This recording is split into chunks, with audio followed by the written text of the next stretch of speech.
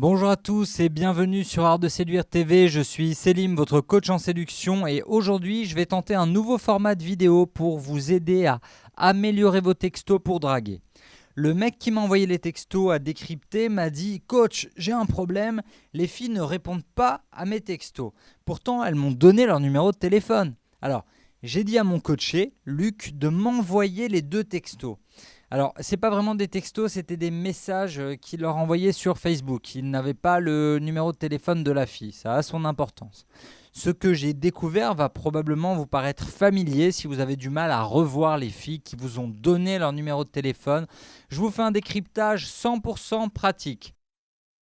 Alors, évidemment, les prénoms ont été changés, la ville aussi. On est en pleine séance de coaching en séduction sur Skype, car Luc n'habite pas à Paris. Et là, il m'explique qu'il est souvent très cash avec les filles, très direct, et qu'il réussit à récupérer des numéros de téléphone pour revoir les filles, mais que derrière, c'est le calme complet. Elles répondent rarement à ses textos. Je lui ai donc demandé de me les envoyer. Et quand j'ai eu fini de décrypter ces deux textos, je lui ai demandé la permission de les reproduire ici, les deux SMS, parce que je sais que ça va vous aider à progresser. Donc voici les deux messages de Luc. Les deux sont restés sans réponse. Alors, voici le premier que je vous lis à voix haute. Salut, je vais réfléchir à un truc sympa à faire pendant les vacances. En attendant, si tu veux me donner les jours où tu es généralement disponible. D'ailleurs, tu es sur Strasbourg ? Et je vais prendre ton numéro par la même occasion. Passe de bonnes vacances, je te recontacte à la rentrée. 15 jours ont passé sans le moindre signal positif de Gwendoline. Voici le second texto. Salut Gwendoline, je voulais simplement te dire que la proposition tenait toujours de mon côté. Si tu es toujours d'accord pour qu'on se voit, je te propose une petite heure de billard, disons lundi ou mercredi prochain en fin d'après-midi.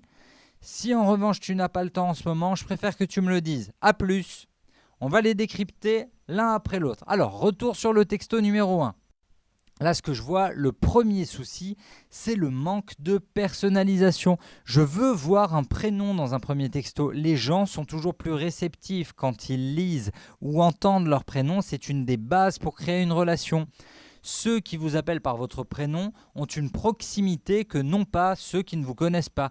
Alors ça paraît con comme ça, ce que je vous dis, mais c'est la différence entre un étranger, un inconnu, et un proche, une connaissance, un membre de votre famille. Le fait de connaître votre prénom. En insérant le prénom de la fille dès le début du texto, vous marquerez des points de proximité. C'est plus chaleureux, c'est plus sympa.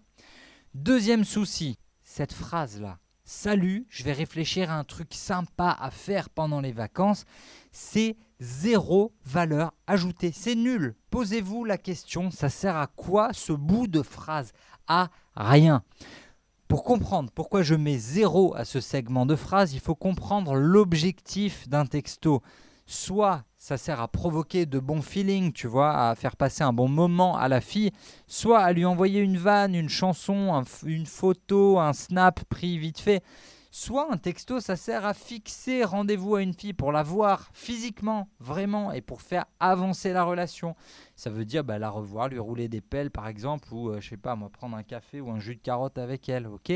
Mais là, ce segment de message, on pourrait le remplacer par rien du tout, et ça marcherait aussi.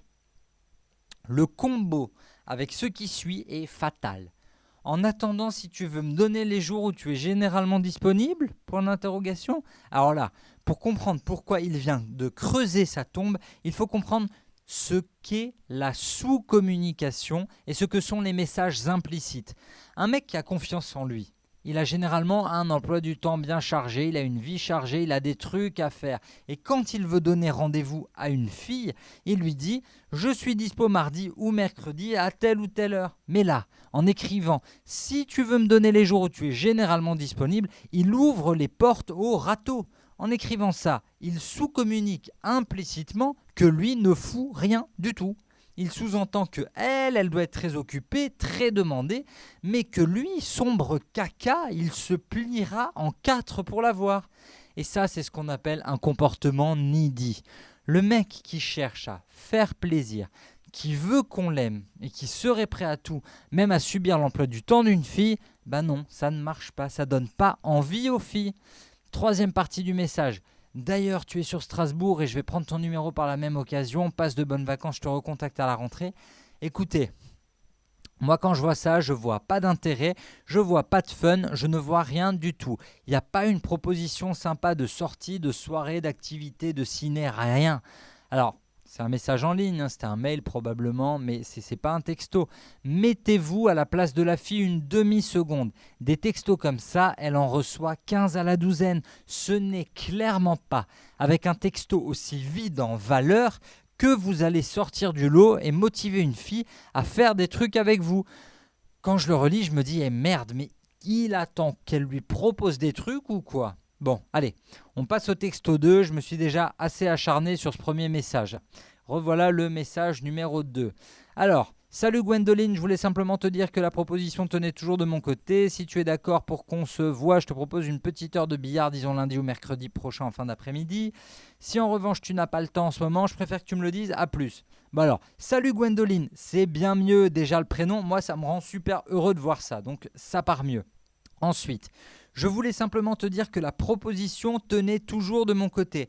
Mais t'inquiète, c'est une fille. Elle le sait que ta proposition tient toujours. Elle n'est juste pas intéressée. Si elle avait été intéressée, vraiment intéressée pour te revoir, elle te l'aurait dit dès le premier texto.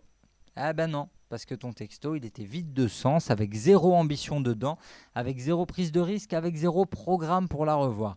On continue. Si tu es toujours d'accord pour qu'on se voit, je te propose une petite heure de billard, disons lundi ou mercredi prochain en fin d'après-midi. Alors, dans cette phrase, je suis mitigé, mais mitigé moins. Là, je suis plutôt vert à moitié vide sur ce coup-là. Alors, je dois reconnaître que je suis super heureux parce qu'il y a une proposition. Enfin, il prend le contrôle et il propose une partie de billard. Ça, c'est une activité sympa, c'est pas très cher et on peut se marrer. Là, je dis oui. Mais malheureusement, il s'est encore une fois savonné la planche avec son « si tu es toujours d'accord pour qu'on se voit ». Le souci avec une phrase comme ça, c'est que tu ouvres la porte à ce qu'elle dise « non, j'ai changé d'avis ». Mais à quoi bon lui donner cette possibilité ? À quoi bon lui rappeler qu'elle a le choix de dire non ?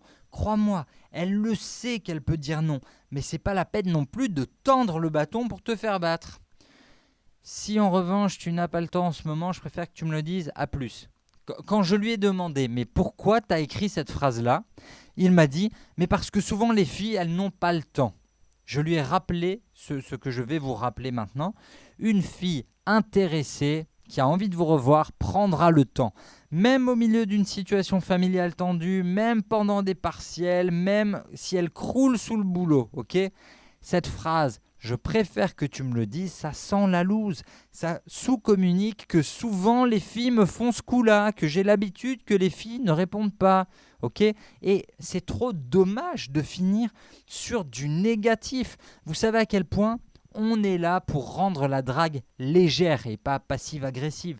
La drague, c'est du fun, c'est marrant, ça peut être sympa et pour la fille et pour le mec, à condition d'avoir des choses à se dire, à condition d'avoir des points communs, à condition de partager des goûts et des envies.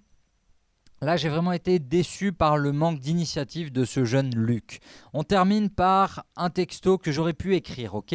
Si j'avais pu écrire le premier message à sa place, ça aurait donné ça.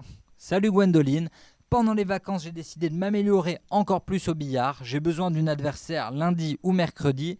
Tu choisis le jour de ton cours particulier. Smiley, clin d'œil, yes. Alors, évidemment, il se peut qu'elle ne me réponde pas, c'est possible, c'est complètement possible. Personne n'est jamais à l'abri d'un flake, c'est-à-dire du fait qu'une fille elle donne son numéro et qu'elle ne réponde pas. Mais il se peut aussi qu'elle relève le défi, qu'elle me dise plutôt à la rentrée ou je pars en vacances ou qu'elle me donne une autre date ou me propose un autre défi. On n'est jamais sûr de rien, mais vous pouvez toujours m'envoyer vos échanges de textos à décrypter et j'analyserai tout ça sur YouTube. Bien évidemment, je changerai les noms et les villes. Une seule adresse pour m'envoyer tous vos échanges de textos et vos messages, selim@artdeséduire.com. Et n'oubliez pas de vous abonner à la chaîne YouTube pour être tenu au courant de toutes les nouveautés qui vous aideront à séduire plus facilement et plus naturellement. À la prochaine.